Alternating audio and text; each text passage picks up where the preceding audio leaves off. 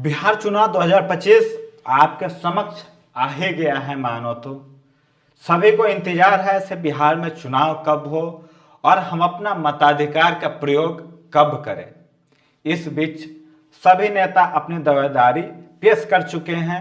सत्ता के संघर्ष के लिए, सियासत के जो संघर्ष है सत्ता के लिए, ये सभी लोग अपना अपना जारी रखा है संघर्ष। चलिए उसी पे बात करेंगे। जो लोग मुझे अभी तक नहीं जानते उनको मैं बता दूं, मेरा नाम है विवेक और आप देखना शुरू कर चुके हैं आवाज न्यूज या NSNV इंडिया न्यूज। अगर फेसबुक आप देखेंगे तो पॉडकास्टर विवेक पे भी देख रहे होंगे, तो जहां भी देख रहे होंगे आप सभी का बहुत बहुत स्वागत है। अब आइए हम चलते हैं उससे बिहार विधानसभा के सियासत के संघर्ष के कहानी पे। सियासत के संघर्ष हम लोग क्यों शुरू किए, क्यों इस पे बात करने का आपके समक्ष आए, ये भी आपको बताते हैं। आप लोग पीछे जो डिस्प्ले पर देख रहे होंगे काफी सारे चेहरे आपको देख रहे होंगे। सभी लोग अपना अपना दावेदारी बिहार को लेकर पेश कर रहे हैं से हम आने वाले बिहार के जो सत्ताधारी हैं ये हम ही बनने वाले हैं। कितने लोग जानते हैं इसमें जो चेहरे दिख रहे हैं? कन्हैया कुमार, जो काफी दिनों से बिहार के चुनाव से छूमंतर हो गए थे। बोला जाता है 2019 के चुनाव जब ये बेगूसराय से लड़े उसके बाद उनका जो बिहार के राजनीतिक में थोड़ी बहुत दिलचस्पी थी, तो वो कांग्रेस में जैसे ही शामिल हुए वो खत्म हो गए, बिहार में दिखते नहीं थे। 2024 का चुनाव आया, उत्तरी पूर्वी दिल्ली से इनको नामांकन करवाया गया मनोज तिवारी के खिलाफ। वहां पे इनको चुनावी हार का सामना करना पड़ा, लेकिन अब यह भी बिहार के चुनाव में दिलचस्पी रखने लग गए हैं। यह भी बिहार में अपनी दावेदारी पेश कर चुके हैं और इसका जीता जागता जो प्रूफ है इनके यात्रा से आप देख सकते हैं। हर दिन प्रेस कॉन्फ्रेंस, हर दिन मीडिया का संबोधन करना, हर दिन यात्रा पे निकलना, कहीं ना कहीं बिहार के राजनीतिक में यह सक्रिय भूमिका आप निभाना चालू कर दिए हैं। कांग्रेस भी फुल इनको फ्रीडम दे दिया है, जाइए आप उतरिए रोड पे। इनके साथ साथ कई सारे नेताओं को भी एक्टिव कर दिया है कांग्रेस ने बिहार विधानसभा चुनाव को देखते हुए। तो इनके साथ साथ बहुत सारे पार्टी लोग हैं। इनको कन्हैया कुमार के बाद तेजस्वी यादव को देख ही रहे हैं, इनके जस्ट बगल में है। जब ये लग रहा था ना तो मैं एडिटर को जानबूझ के मैं बोला से उन दोनों को पास में रखो, क्योंकि बताना और समझाना बहुत आसान पड़ेगा। जो लोग बिहार के चुनाव में अपनी दिलचस्पी रखते हैं उनको पता होगा सिर्फ कन्हैया कुमार के बिहार में आने से तेजस्वी यादव के प्रति टेंशन हो गया है तेजस्वी यादव को, और कहीं ना कहीं इनको नुकसान उठाना पड़ेगा, इनको भुगतना पड़ेगा। अब ये नुकसान कैसे भुगतेंगे थोड़ा सा हम आपको समझाते हैं। जैसे कन्हैया कुमार बिहार के राजनीतिक में आते हैं, तेजस्वी यादव का जो पॉपुलैरिटी है वो कम होने लगता है। रीजन क्या है? दोनों युवा हैं और दोनों युवा में सबसे ज्यादा पढ़े लिखे और सबसे ज्यादा मैच्योर जो है वो कन्हैया कुमार आ जाते हैं। तो यहीं से लालू परिवार को खटकने लगता है।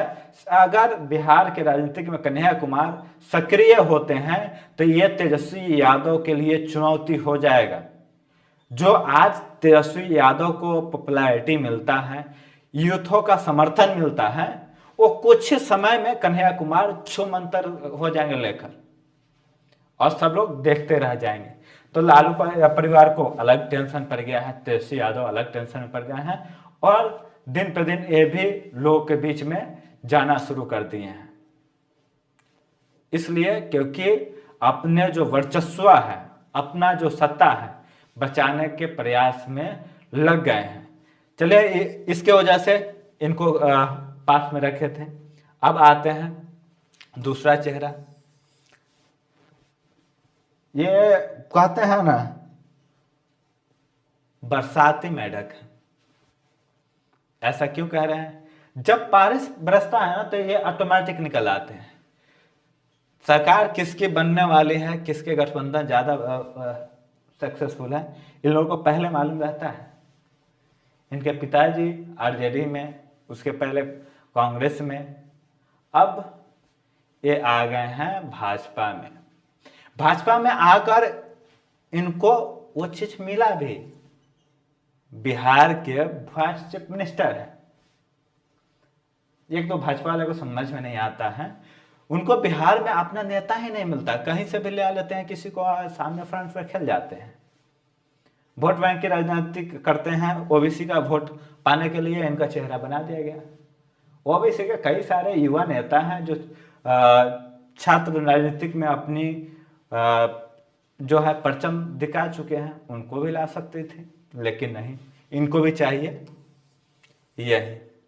तो यह भी अपना सीएम की दावेदारी के लिए अपना भरपूर प्रयास, जहां देखिए अलग अलग टिप्पणियां, एक कुछ दिन पहले नीतीश कुमार के लिए टिप्पणियां किए थे, से जब तक मुख्यमंत्री से उतारेंगे नहीं तब तक मुरेठा उतरेगा नहीं। नीतीश जी निकले बड़े खिलाड़ी, उतार दिए इनके, पगड़ी पगड़ी पगड़ी जपते रह गए और इन्होंने उतरवा दिया। कहा बाबू अभी तुम बहुत बच्चे हो राजनीतिक में, हम बहुत बड़े खिलाड़ी हैं, हमसे नहीं उलझलो। तो उलझने का नतीजा हुआ से आइए हमारे नीचे रख के काम कीजिए। इनको उप मुख्यमंत्री भारतीय जनता पार्टी की तरफ से बना दिया गया, लेकिन इन्होंने इनका पगड़ी उतार दिया है जो चीफ मिनिस्टर रहते हुए, और इन्हीं के पार्टी के समर्थक हैं, ये चीफ मिनिस्टर भी बने हुए हैं। तो इनका ये रहा। अब नीतीश जी पे बहुत बड़े खिलाड़ी हैं, सबसे अधिक बार मुख्यमंत्री बनने वाला जो शख्स हैं, जो व्यक्ति हैं, वो माननीय मुख्यमंत्री श्री नीतीश कुमार जी हैं। बिहार में बहार बा नीतीश कुमार बा, तो बिहार में करप्शन बा, बिहार में दारूबाजी बा, बिहार में भ्रष्टाचार बा, तभी तो नीतीश कुमार बा। क्या समझे? अगर हम गलत बोल रहे हैं, अगर आप असहमत हैं तो जरूर बताइएगा, और हम क्यों नहीं बोले ये भी बताइएगा। क्या बिहार में भ्रष्टाचार कम हो गया है? क्या बिहार में ये दारू बंद कर दिए हैं? इनके बंद करने से हो गया है?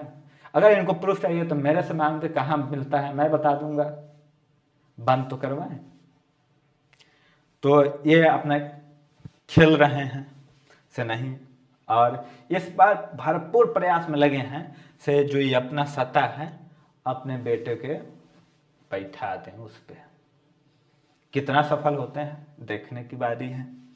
एनडीए के साथ ही चुनाव लड़ेंगे जहां तक मालूम है, और एनडीए भी लगभग सहमति जाता ही रहा है, नीतीश कुमार के नेतृत्व में चुनाव लड़ेंगे। आइए एक और, चिराग पासवान, बीजेपी के कभी हनुमान कहे जाने वाले, नीतीश कुमार के कट आलोचक कहे जाने वाले, आज नीतीश कुमार के साथ ही होकर चुनाव लड़ रहे हैं, उनके नेतृत्व में चुनाव लड़ रहे हैं, उनको सीएम चेहरा बनाकर चुनाव लड़ रहे हैं, नीतीश जी के विकास मॉडल को गिना रहे हैं। कुछ ही दिन पहले नीतीश कुमार फेलियर हैं, नीतीश कुमार की खामियां गिनाने वाले, नीतीश कुमार को स्वस्थहीन बताने वाले, आज नीतीश कुमार के साथ चुनाव में उतर चुके हैं। राजनीति का खेल है बाबू भैया, समझ गए तो समझ गए, नहीं समझे तो जैसे ही खिलाएंगे वैसे आपको खेलना पड़ेगा। तो इन्होंने लोकसभा में 5 सीटें मिला, 5 लेकर जीत गए हैं। अब नीतीश कुमार के साथ बिहार के विधानसभा में पूरा प्रयास आजमा रहे हैं। कभी ये भी सीएम के लिए अपना चेहरा आगे बढ़ाया था, लेकिन अब नीतीश कुमार को लेकर ये चुनाव लड़ रहे हैं, तब नीतीश कुमार पर भरोसा जता रहे हैं। साथ ही अपना कहीं ना कहीं तलाश रहे होंगे से हम अपना पार्टी का थोड़ा कहीं ना कहीं एडजस्ट कराएं, क्योंकि अभी तो इनके विधायक भी नहीं है ना, तो इनको चाहिए भी से हाँ एनडीए में कुछ सीटें मिले और मैं निकालूं। जैसे 5 सीटें लोकसभा में मिला और 5 इनके हाथे लग गया।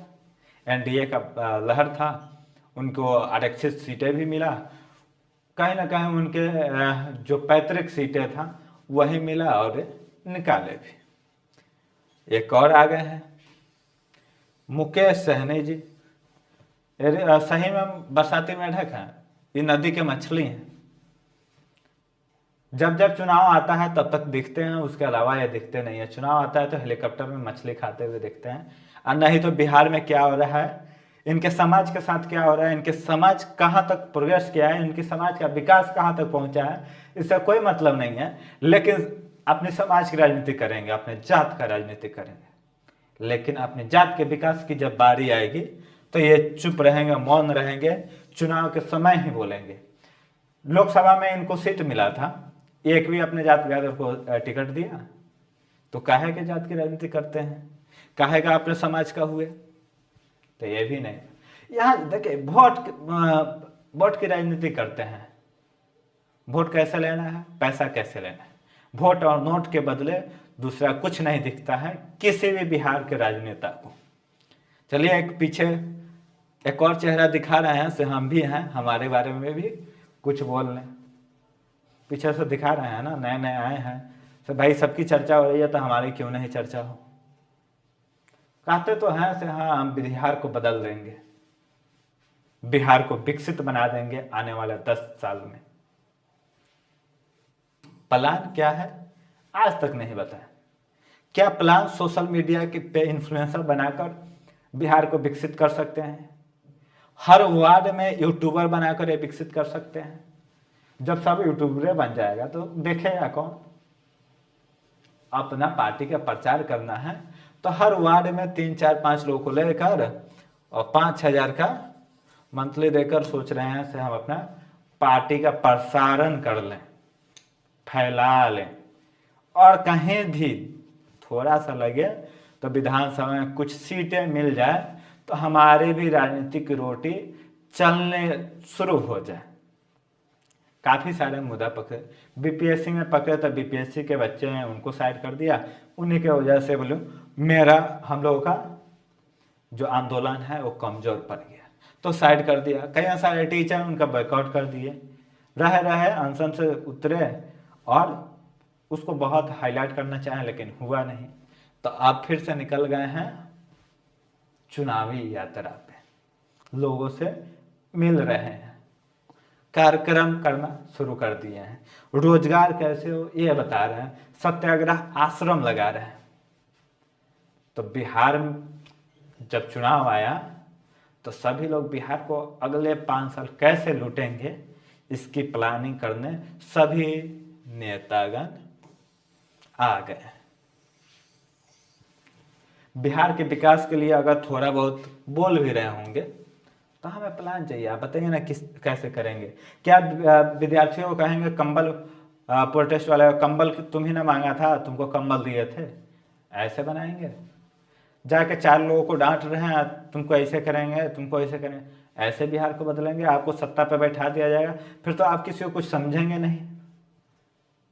तो पहले तो आप आइए और समझिए से हाँ अगर बिहार को बदलना है तो बिहार के लोगों के साथ घुलना मिलना पड़ेगा, जो कि अभी तक नहीं है। ठीक है, आप बड़े कॉर्पोरेट सेक्टर में काम किए हैं, बड़े अनुभवी रहे हैं, बड़े रणनीतिकार के तौर पे काम किए हैं, लेकिन इसका मतलब ये नहीं कि आप किसी के पीछे रह के चुनाव लड़ा रहे हैं, चुनाव जिता रहे हैं तो आप भी चुनाव जीत सकते हैं। एग्जाम्पल के लिए उपचुनाव हुआ था, उसमें परिणाम देखा गया है से आपको कितना बड़ा रिजल्ट मिला, तो ये रहा। अब इस सियासत का संघर्ष में कौन किसको पछाड़ रहा है ये बहुत दिलचस्पी है। अलग अलग मोड़ दिख रहे हैं, कभी एनडीए में सहमति नहीं दिख रही है तो कभी इंडिया गठबंधन में नहीं दिख रही है। साथ में एक साहब जी हैं प्रशांत जी,